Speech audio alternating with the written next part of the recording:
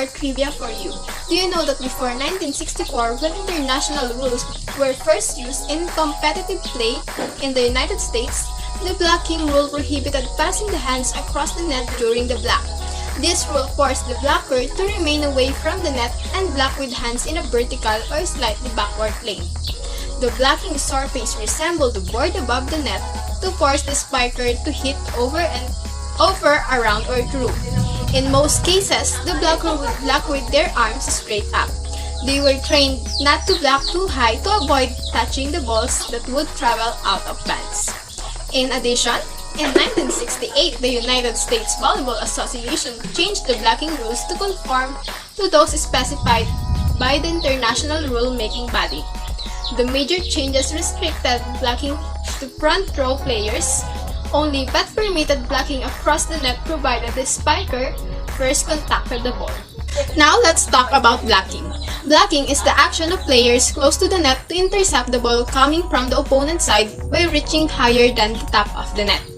An attempt to block the ball is done when the player acted the block without touching the ball. A completed block is when the ball is touched by the blocker during the game. Only front row players are permitted to complete a block. When 2 or 3 players do the blocking action, it is called collective block. It is also forbidden to block an opponent's service. In this video, you'll learn how to block. Blocking is not counted as a touch of the ball. Follow these 3 steps in order to block effectively. Prepare, jump, and block. Firstly, prepare. Stand about 30 centimeters from the net.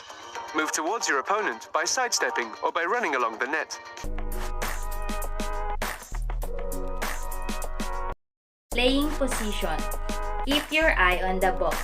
The stress in blocking must be on watching the spiker. If the blocker can learn to study the spiker, his defensive blocking will improve.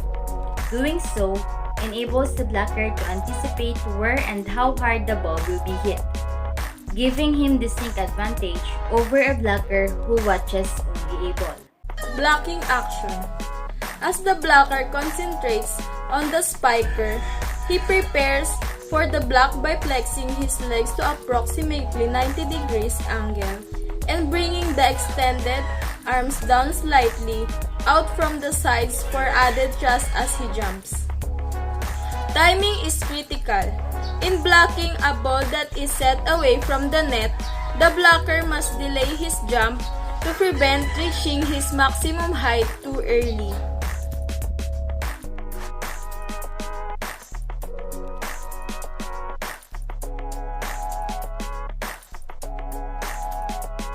The center blocker is the key man. In any blocking defense, he must learn to move quickly to the right or left and pair up the outside blocker to form two-man block.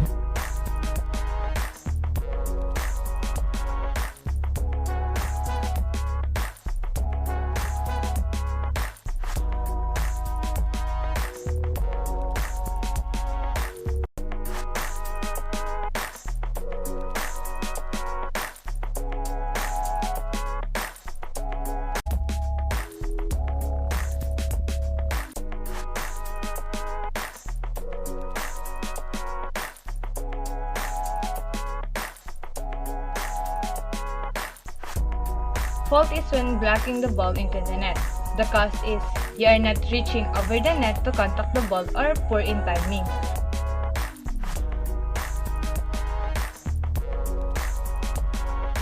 The correction is work for a maximum jump which should enable the player to get across the net. If the player can block the spiker side of the net, the ball will not cross the net.